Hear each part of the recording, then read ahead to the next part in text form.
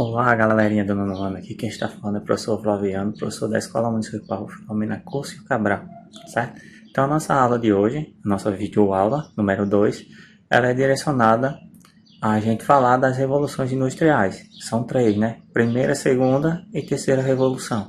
Então, para dar início, eu peço que vocês abram o livro na página 20, então é da página 20 até a 25, tá ok? Para vocês irem acompanhando um pouco da Revolução Industrial, certo? Claro, aqui é um resumo de tudo. Aí vocês têm bem mais abrangente, tá certo? Então é uma forma para que vocês também possam compreender o que vai ser pedido no final desse vídeo, tá certo? Então vamos entender como foi que se deu início às revoluções industriais, certo?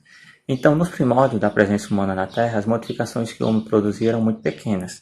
Então, sobretudo antes do desenvolvimento da atividade agrícola, no decorrer da história da humanidade, com o crescimento populacional e com o desenvolvimento das novas técnicas, o domínio das novas tecnologias e os novos instrumentos de produção, as intervenções nas paisagens foram sendo cada vez mais imensas e amplas. Então, nesse sentido, né, veio a nossa primeira revolução industrial. Como aconteceu ela? Então, ela foi um processo iniciado na Inglaterra, aproximadamente na metade do século XVIII, que teve como um dos principais acontecimentos a invenção da máquina a vapor e sua aplicação na produção têxtil, certo? Então, ou seja, na fabricação de fios e tecidos, certo?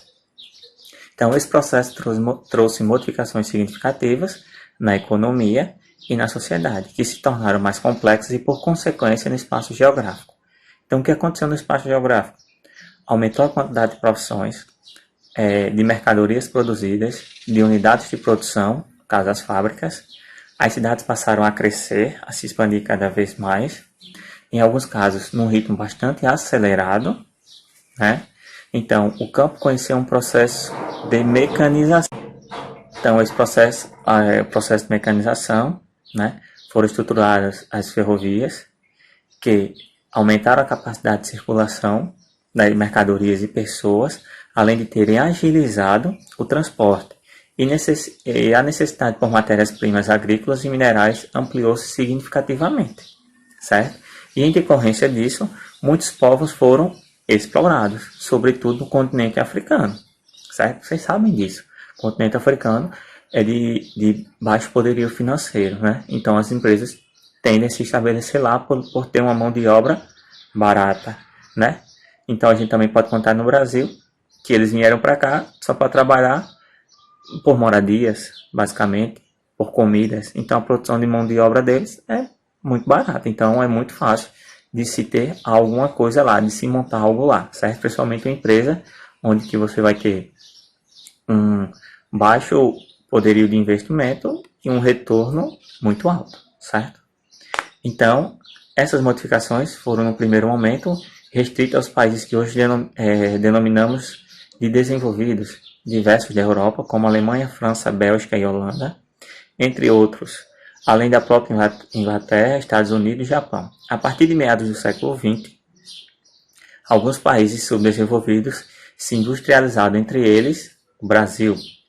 Mas o processo verificado nesses países é diferente daquele que ocorreu nos desenvolvidos, pois, por exemplo, capital, dinheiro e máquina veio em boa parte de fora, de outros países, assim como a tecnologia por meio de empresas estrangeiras multinacionais. Então, esses países desenvolvidos já tinham tudo isso, né? Máquinas e dinheiro. O Brasil teve que trazer tudo, certo? Então, essa foi a nossa primeira revolução industrial. A gente vai agora para a nossa segunda revolução industrial, entender como ocorreu, certo? Então, ela é também um pouquinho complexa, então a gente tem que entender. Então, segunda revolução industrial. Então, desde a primeira revolução industrial, o avanço tecnológico passou a atingir um ritmo bastante acelerado, e isso se intensificou a partir da segunda metade do século XX, certo? Aí a gente entra um pouquinho dentro da terceira revolução industrial, com o lançamento contínuo de novos produtos, a elaboração de novas máquinas, o aprimoramento de equipamentos de informática e de robôs, sempre controlados pelas grandes empresas multinacionais, certo? Que possuem redes que possuem sedes entre meados do século XIX e meados do século XX. Então, diversos inventos passaram a ser produzidos e comercializados. Automóvel, telefone, televisor, rádio, avião. Então, essas situações de avanço tecnológico continuam, contínuo, e a modernização de equipamentos e produtos podem contribuir para que as pessoas desvalorizem o que não é moderno. Então a gente tem essa tendência a desvalorizar aquilo que não é moderno. Inclusive, as sociedades que têm uma grande riqueza cultural, nas quais a criatividade humana está presente de forma marcante, como nas diversas sociedades indígenas que habitam o Brasil, a gente tem esse hábito de desvalorizar aquilo mesmo. Principalmente aquilo que é nosso, a gente tem esse hábito de desvalorizar, certo? Onde eu passei pelo contrário, a gente tem que valorizar aquilo que é nosso, certo? Mas em relação aos produtos tecnológicos, a gente tem isso. A gente só quer sempre o celular da atualidade, a gente nunca quer aquele antiguinho, a gente sempre quer o atual, claro, né? Então agora isso aconteceu tudo também dentro da segunda, a gente vai agora dentro da terceira revolução industrial. Então a terceira revolução industrial, ela ganhou destaque a partir dos avanços tecnológicos, a gente já citou na segunda, certo? E tecnológicos científicos na indústria, mas também abrange processos na agricultura, na pecuária, no comércio e na prestação de serviço. Enfim, todos os setores da economia se beneficiaram com as novas conquistas produzidas através de grandes investimentos empregados nos centros de pesquisas dos países desenvolvidos, certo? Então, a globalização, como eu falei lá atrás para vocês na videoaula número 1, ela foi um fator importante para auxiliar na produção e nas relações comerciais entre diversos países do mundo. Além disso, ela proporcionou a massificação dos produtos, sobretudo na área da tecnologia, que no caso é a terceira revolução industrial, certo? Então, principais características e consequências da terceira revolução industrial: uso de tecnologia e do sistema informático na produção industrial, desenvolvimento da robótica, engenharia genética e biotecnologia, diminuição dos custos e aumento na produção industrial, aceleração da economia capitalista e geração de emprego, utilização de várias fontes de energia, inclusive as menos poluentes, aumento da consciência ambiental, consolidação do capitalismo financeiro, terceirização da economia, expansão das empresas multinacionais, certo? Então, essas foram as principais características. E as invenções e descobertas que teve lá? Então, são muitas, né? São muitas invenções e descobertas no campo da ciência e tecnologia, que ocorreram em 1950 até nossos dias atuais. Então, entre elas estão novas ligas metálicas que permitem, né, o avanço na metalúrgica e na construção de aeronaves, progresso na eletrônica, permitindo o aparecimento de computação e automação no processo produtivo, no caso o uso de máquinas na produção de automóveis, isso é fato, certo? Uso da energia atômica para fins pacíficos, como a produção de eletricidade, usinas termonucleares em equipamentos médios, entre outros.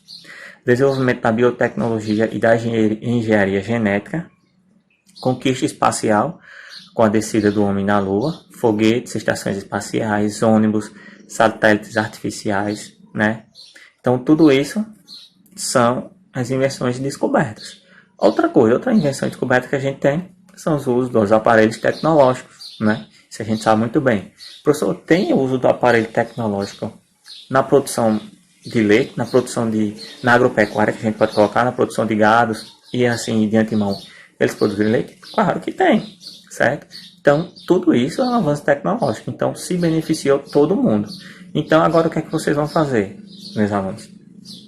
Vocês vão fazer um pequeno resumo do que foi cada revolução industrial. Primeira, segunda e terceira. E me mostrar quando a gente retornar às aulas, tá certo? Então, essa é a atividade de hoje para vocês. Então, desde já, da página 20 até a página 25, tá certo? Valeu e até a próxima.